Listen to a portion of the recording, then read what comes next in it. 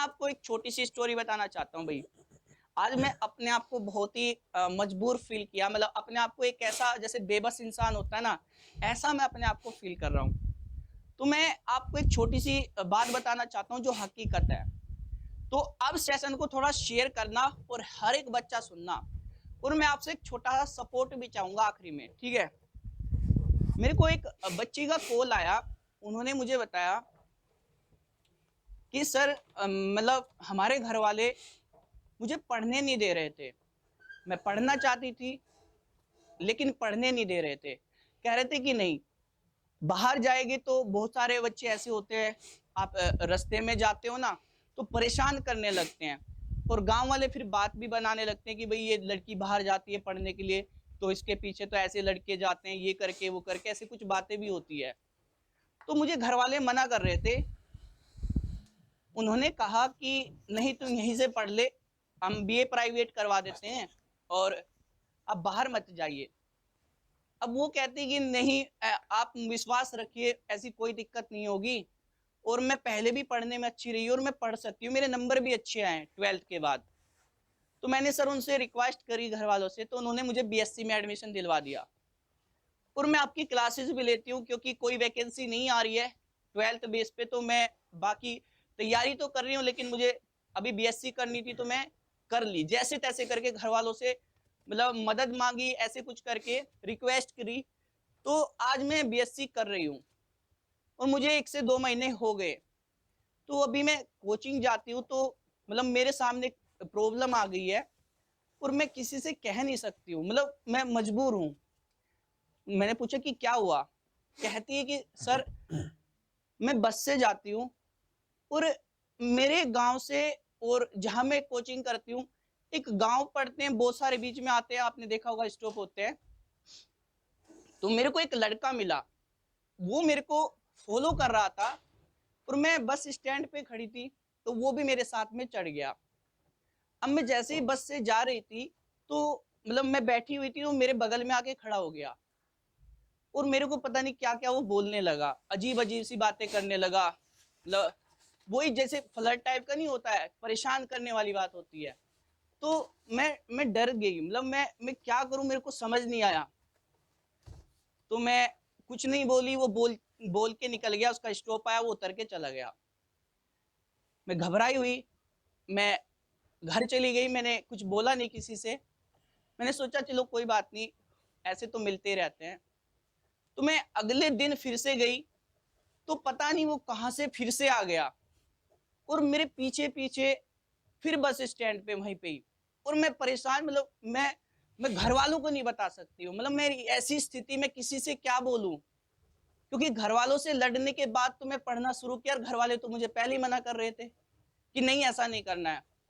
अब मैं उसको ये नहीं बोल सकती कि तुम मेरा पीछा मत कर भाई, मतलब मेरी मजबूरी है, समझिए।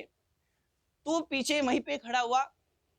तो उसके पास में कुछ पैसे होते हैं कि वो जो एक वैसी बस होती है, एक तो प्राइवेट टाइप की होती है, एक होती है रोडवेज बस। तो इतना ज्यादा पैसा घर वालों से नहीं मिलता है लड़कियों को, लड़के तो जैसे भी तैसे करके किसी भी बस में चढ़ जाते हैं। तो वो कहती कि भैया मतलब मैं क्या बताऊं सर, मेरे साथ ये दिक्कत हुई कि मैं उस बस में नहीं चढ़ी, प्राइवेट में मैं चढ़ी नहीं, मुझे लगा कि ये फिर से चढ़ेगा। वो पीछे वहीं खड़ा रहा, कुछ बोलता रहा मुझे, मैं परेशान। तो मैं रोडवेज वाले बस में चढ़ गई और वो फिर मैंने फोन कान के लगाया कि मैं घर वालों का फोन आ गया कि तुम बैठ गई कि नहीं बैठ गई, ऐसे करके। तो मैं रोडवेज वाली बस में चढ़ी तो वो मेरे पीछे नहीं चढ़ा। मतलब मैंने अपने आप को बहुत मतलब ये सोचा कि चलो ठीक है, आज ठीक है, आज कुछ ठीक है, तो कोई दिक्कत वाली बात नहीं है।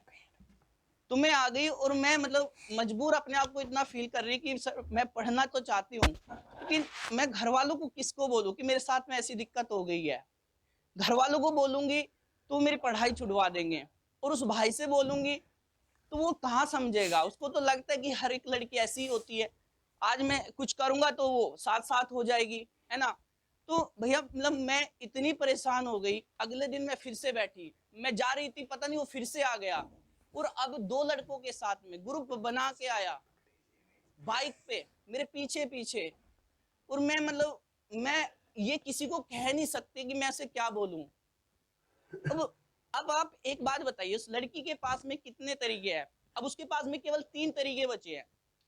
या तो मजबूर होके उसकी बात मान ले कि भाई चल ठीक है, जो तू कर रहा है ना, मैं तेरे साथ हूं, बस मैं हूं, अब मैं क्या करूं। दूसरा तरीका उसके पास है कि वो घर वालों से बोले कि मेरे साथ में दिक्कत हो गई है, अब मतलब मैं नहीं पढ़ सकती हूँ, मतलब मेरे को परेशान कर रहे हैं। लेकिन घर वालों को बोलेगी तो फिर से पढ़ाई बंद हो जाएगी। तीसरा तरीका क्या है कि वो लड़की अपने आप में मजबूत बने, स्ट्रोंग बने, वो उसको पलट के जवाब दे, उस भीड़ में जवाब दे जहां पे सब पब्लिक होती है कि भाई मेरी बात सुन, कि मेरे घर वाले मुझे बड़ी मुश्किल से भेजे हैं और मैं क्या करूं, मतलब तुम बता ना मेरे को मैं क्या करूं, तू मेरे को परेशान करता है और मैं पढ़ना चाहती हूँ, मेरा भाई पढ़ाई छूट जाएगी यार, ऐसा मत कर, ऐसा मत कर प्लीज। तू क्या इतना कहने से वो मान जाएगा? मतलब सर मेरे दिमाग में 3 चीजें आती है और चौथे वाली आती है कि मेरा लड़की होना बेकार है, मुझे मर जाना चाहिए। मतलब ये सुन के मेरी आंख में पानी आ गया यार। मैंने सोचा यार अब मैं क्या करूं, अब इसको मैं क्या जवाब दूं। तो ये सारे काम कौन करता है? ये वो वाले बंदे करते हैं जिनका गांव नजदीक होता है उस कोचिंग सेंटर के, या फिर उसका गांव उस कोचिंग सेंटर या उस कॉलेज के पास में पड़ता है।